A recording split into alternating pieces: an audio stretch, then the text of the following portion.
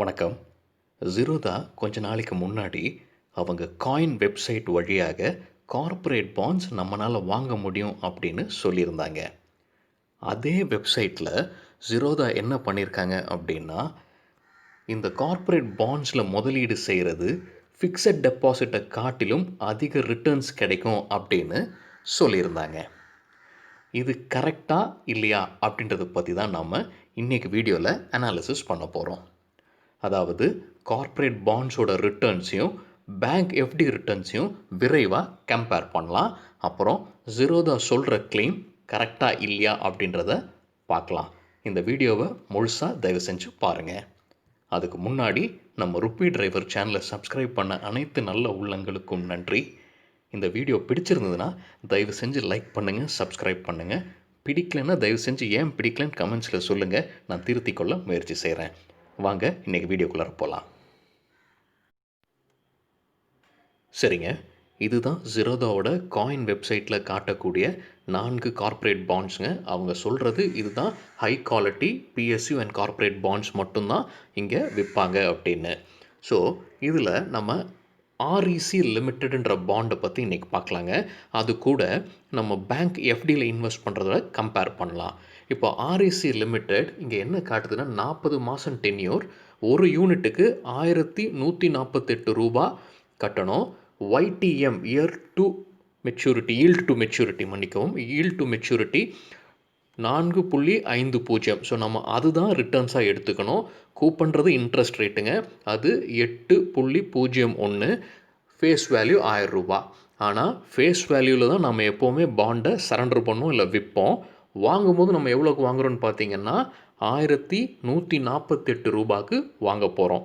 அதனால தான் கூப்பன் ரேட்டை பார்க்காம ஈல்டு டு மெச்சூரிட்டி பார்க்கணும். ஸோ நமக்கு கடைசியாக 40 மாதம் கழித்து நமக்கு வரக்கூடிய ரிட்டர்ன்ஸ் பார்த்திங்கன்னா 4.50% per annum தான் கிடைக்கும்.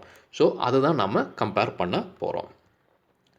சரிங்க, இப்போ நம்ம அந்த ஆர்இசி பாண்டில் முதலீடு செய்யணும்னா மினிமம் 10 யூனிட் வாங்கணும். ஒரு யூனிட்டோட விலையை பார்த்தோம். ஸோ 10 யூனிட்டோட விலை பார்த்திங்கன்னா 11,482 ரூபா. ஸோ இப்போ இந்த அமௌண்ட்டை நான் ஆர்இசி பாண்டு வாங்குறதுக்கு இன்வெஸ்ட் செஞ்சேன்னா 40 மாதம் கழித்து எனக்கு 4.50 வட்டி கிடச்சிது அப்படின்னா வருஷத்துக்கு எனக்கு 516 ரூபா 69 காசு கிடைக்கும். இதுதான் எனக்கு கிடைக்கக்கூடிய ரிட்டர்ன்ஸ் அந்த ஆர்இசி பாண்டில் நான் இன்வெஸ்ட் பண்ணால் வருஷத்துக்கு.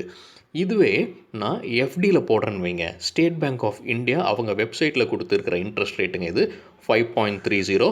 அதோட லிங்க்கை நான் டிஸ்கிரிப்ஷனில் தரேங்க, நீங்கள் தயவு செஞ்சு பாருங்கள். அதே அமௌண்ட் 11,482 ருபீஸ் நான் இன்வெஸ்ட் பண்ணேன்னா எனக்கு கிடைக்கக்கூடிய ரிட்டர்ன்ஸ் பார்த்திங்கன்னா 608.55. ஸோ டைரெக்டாகவே எனக்கு பேங்க் எஃப்டியில் முதலீடு செய்கிறது தான் அதிகமாக தெரியுது. சரிங்க, இதில் வேறு ஏதாவது நுணுக்கங்கள் இருக்கா அப்படின்னு பார்த்தீங்கன்னா இருக்குது. நம்ம பேங்க் எஃப்டியில் டேக்ஸ் கட்டணம் ஜீரோதா சொல்கிற மாதிரி இந்த பாண்ட்ஸுக்கு டேக்ஸு கிடையாது, ரிட்டர்ன்ஸுக்கு டேக்ஸ் கிடையாதுன்னு அவங்க சொல்லியிருக்காங்க. எஃப்டிக்கு நமக்கு டேக்ஸ் இருக்குது. சரிங்க, 10% டேக்ஸ்ன்னு வச்சுக்கலாம். 10% நான் டேக்ஸ் பேங்க் எஃப்டியோட ரிட்டர்ன்ஸுக்கு கட்டினேன்னா வருஷத்துக்கு 60 ரூபா 85 காசு கட்டணும். ஸோ மொத்தமாக எனக்கு கிடைக்கக்கூடிய லாபம் பார்த்திங்கன்னா எஃப்டியில் போட்டேன்னா 547 ரூபா 70 காசு, 547.70. இப்போவுமே பார்த்திங்கன்னா எனக்கு ஆர்இசி பாண்டில் போடுறத விட எஸ்பிஐ பேங்க் எஃப்டியில் போடுறது தான் அதிகமாக ரிட்டர்ன்ஸ் கிடைக்கிது. அப்போ ஏன் ஜீரோதா இந்த கார்ப்பரேட் பாண்ட்ஸில் போடுறது எஃப்டியை விட அதிகமாக கொடுக்குதுன்னு சொல்கிறாங்கன்னு எனக்கு தெரியலைங்க. ஆனால் இன்னொரு உதாரணமும் பார்ப்போம். சப்போஸ் நம்ம டேக்ஸ் கட்டுறது 20%ன்னு வச்சுக்கோங்க. நம்ம 20% ப்ராக்கெட்டில் இருக்கோம் அப்படின்னா 20% கட்டுறோம் அப்படின்னா நமக்கு பேங்க் எஃப்டியில் கிடைக்கக்கூடிய காசு எவ்வளோன்னு பார்த்தீங்கன்னா 486 ருபீஸ். அதே கார்ப்பரேட் பாண்டில் போட்டிங்கன்னா 516 ருபீஸ். இப்போது கார்ப்பரேட் பாண்டில் போடுறது அதிகமாக இருக்கும். ஸோ நீங்கள் எந்த டேக்ஸ் ஸ்லாபில் இருக்கீங்கன்றது பொறுத்து தான் இது உங்களுக்கு அப்ளிகபிளாக இருக்கும். சப்போஸ் நம்ம டேக்ஸே கட்டாதவங்களாக இருந்தால் எஃப்டியில் போடுறது தான் நல்லது. 10% டேக்ஸ் கட்டுற ஸ்லாபில் இருந்தால் கூட எஃப்டியில் போடுறது தான் நல்லது.